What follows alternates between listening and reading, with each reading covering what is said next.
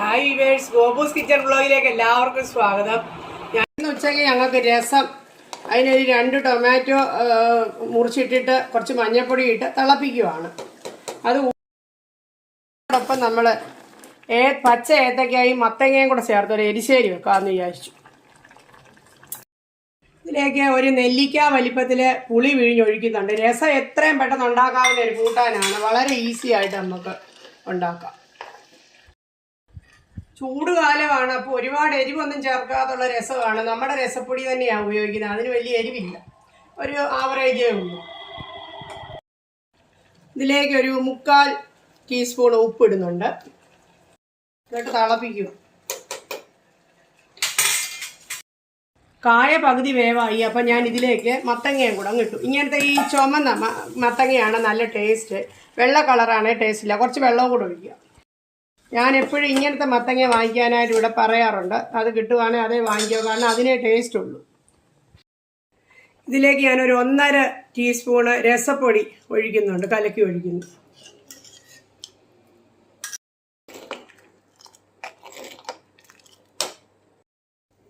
കുറച്ചുകൂടെ വെള്ളം ചേർക്കാം നമുക്ക്. ചെറിയ സ്പൂണിന് 1/2 സ്പൂണ് കായപ്പൊടിയും കൂടി ഇട്ടു. കായം നന്നായി വേണം രസത്തിനെങ്കിലേ സ്വാദ് വരുള്ളൂ. ഇതിലേക്ക് സ്വല്പം ശർക്കര ഇടുന്നുണ്ട്. നിറച്ച് കരിവേപ്പില ഇടുന്നു.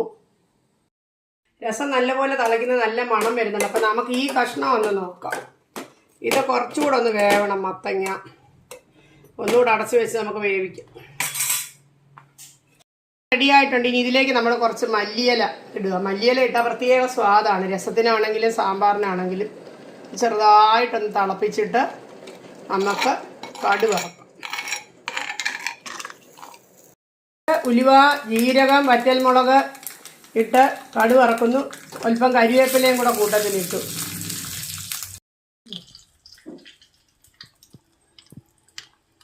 കടുക് വറുത്ത് കറിയിലേക്ക് ഒഴിക്കുന്നു.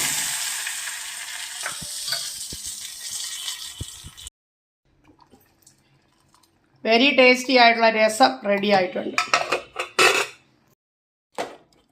കായും മത്തങ്ങയൊക്കെ നന്നായിട്ട് വെന്തിട്ടുണ്ട്. ഇനി നമ്മളിതിലേക്ക് നാളികേരം അരച്ച് ചേർക്കാം. ഇതിലേക്ക് 1/2 ടീസ്പൂൺ മുളക് പൊടി ഇടുന്നുണ്ട്. എന്നിട്ടാണ് നമ്മൾ നാളികേരം കൂടെ അരച്ച് ചേർക്കുന്നത്. ഒരു 4 ടേബിൾ സ്പൂൺ നാളികേരവും നല്ല ജീരകവും കൂടെ എടുത്ത് ഞാൻ വെള്ളം ചേർത്ത് പേസ്റ്റ് പോലെ അരച്ച് ഇതിൽ ചേർക്കാൻ പോകുന്നു. നാളികേരം അരച്ച നമ്മൾ ഇതിലേക്ക് ചേർക്കാം. നല്ല വെണ്ണ പോലെ അരച്ച നാളികേരമാണ്. കുറച്ച് വെള്ളം കൂടെ ഒഴിക്കും. പിന്നെ ശരി എന്ന് പറയുമ്പോൾ നമ്മൾ ഇത്തിരി നാളികേരം വറുത്തിടും. മൊളോഷി എന്ന് പറയുമ്പോൾ നമ്മൾ വറുത്തിടുകയില്ല. ഏതാണ്ട് ഒരേ കൂട്ടൊക്കെ ആണെങ്കിലും. അപ്പം നമ്മളിപ്പോൾ ഇതിനകത്ത് സ്വല്പം നാളികേരവും ജീരകവും കൂടെ ഞാൻ കരിവേപ്പിലയൊക്കെ കൂടെ വറുത്തിടുന്നുണ്ട്.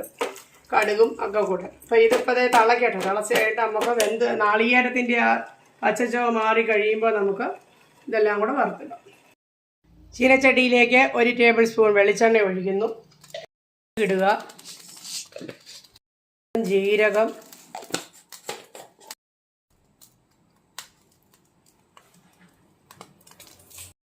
വറ്റൽ മുളകും ഇട്ടു. കുറച്ച് കരിവേപ്പിലയും കൂടി ഇട്ടു. കടുക് പൊട്ടിക്കഴിയുമ്പോൾ 2 ടേബിൾ സ്പൂൺ നാളികേരം ഇതിലേക്ക് ഇട്ട് വറക്കുക. നാളികേരം വറക്കുമ്പോൾ ഒരു തുള്ളി നെയ്യും കൂടെ അതിലൊഴിച്ച് കഴിഞ്ഞാൽ ടേസ്റ്റ് കൂടും.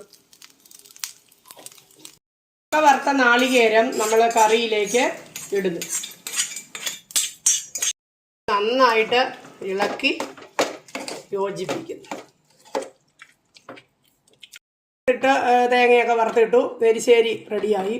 അപ്പോൾ ഇന്നത്തെ ഞങ്ങളുടെ ലഞ്ചിന് രസമുണ്ട്, എരിശ്ശേരി, സാത്വികമായിട്ടുള്ള 2 കൂട്ടാനുകൾ. രസമാണെങ്കിലും കണ്ടമാനം എരിവൊന്നുമില്ല, അത്യാവശ്യമൊക്കെ.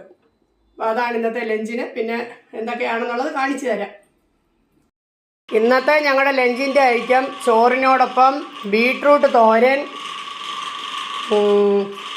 കായും മത്തങ്ങയും കൂടെ എരിശ്ശേരി, അതുകൂടാതെ രസം,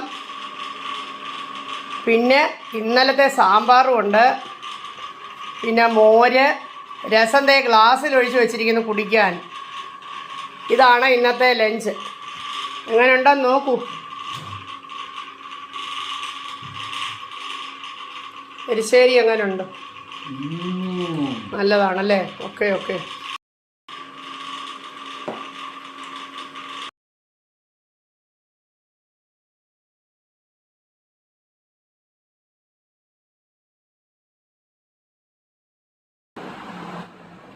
ഞങ്ങളുടെ ചാനൽ സബ്സ്ക്രൈബ് ചെയ്യുകയും ഷെയർ ചെയ്യുകയൊക്കെ ചെയ്യണം. വീഡിയോ ഇഷ്ടപ്പെട്ടെങ്കിൽ ലൈക്ക് ചെയ്യണം. ഇനി ഒരു വീഡിയോ ആയിട്ട് കാണാം കേട്ടോ.